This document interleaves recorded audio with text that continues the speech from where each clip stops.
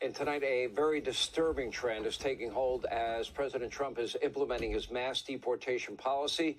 Looks like every time ICE is preparing to launch a large-scale enforcement operation in a liberal city, information about that raid is leaked. And now the administration is taking major steps to make sure that stops happening. Attorney General Pam Bondi warning yesterday right here on Fox News, quote, "If you leaked it, we will find out who you are. We will come after you." This after Homeland Security Secretary Kristi Noem said that she thought that FBI employees were the ones responsible for these leaks.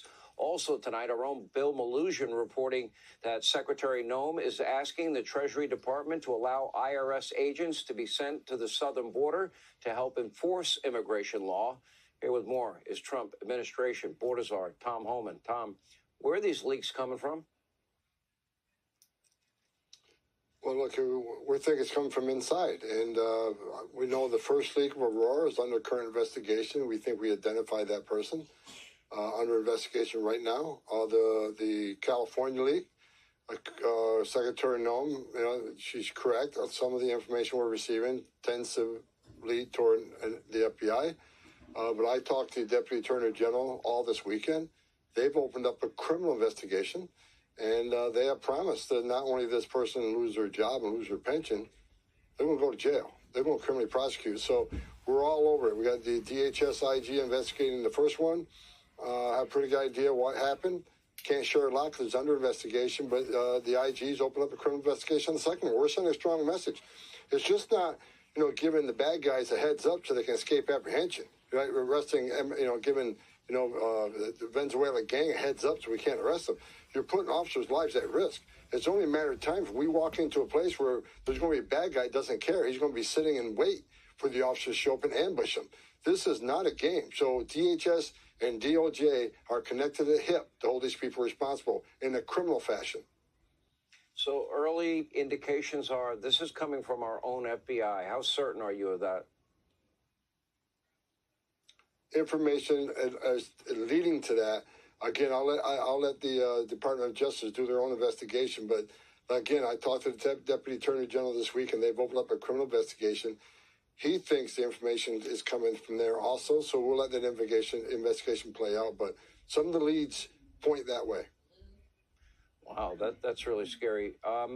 The idea of not hiring these 88,000 IRS agents to go after law-abiding taxpayers.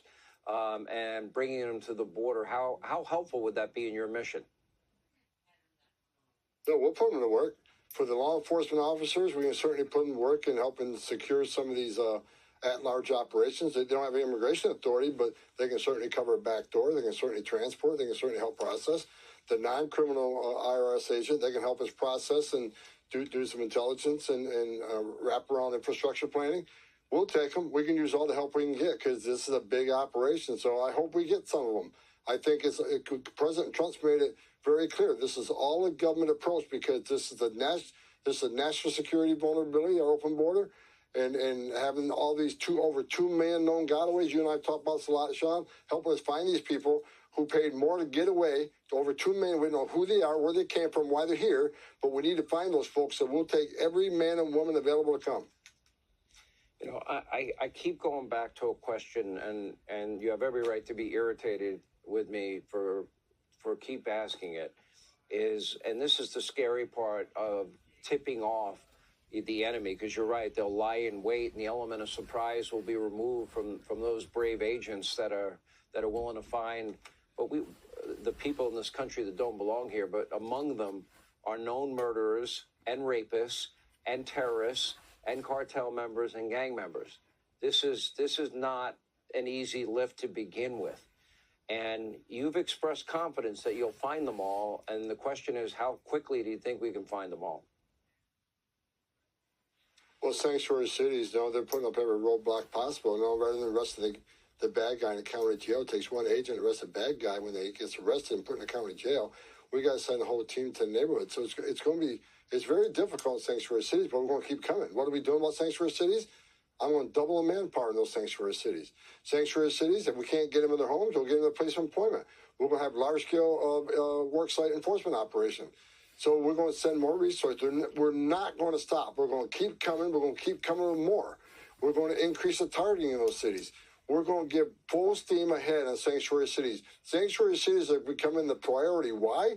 Because of protection. They're protecting public safety threats and national security threats. So we're going to double manpower. We're going to double operations. We're going to double targeting. We're coming full bore, and they're not going to stop us. I'm taking this seriously. I don't sleep well at night because I'm afraid of the people that are walking the streets here every day because sanctuary cities are protecting them. Sanctuary cities are sanctuaries for criminals. Bottom line. So we're going to do everything we can to find them, regardless of what it takes. We got a strong president of the White House that's giving us all the authority we need. We're coming. I've been saying it for years. They are aiding and abetting in the law breaking, and frankly, all of them that protect these criminals and those criminals that go on to commit violent crime, murder, rape against Americans, they have blood on their hands. There's no other way to put it. Tom Homan, we will continue to update.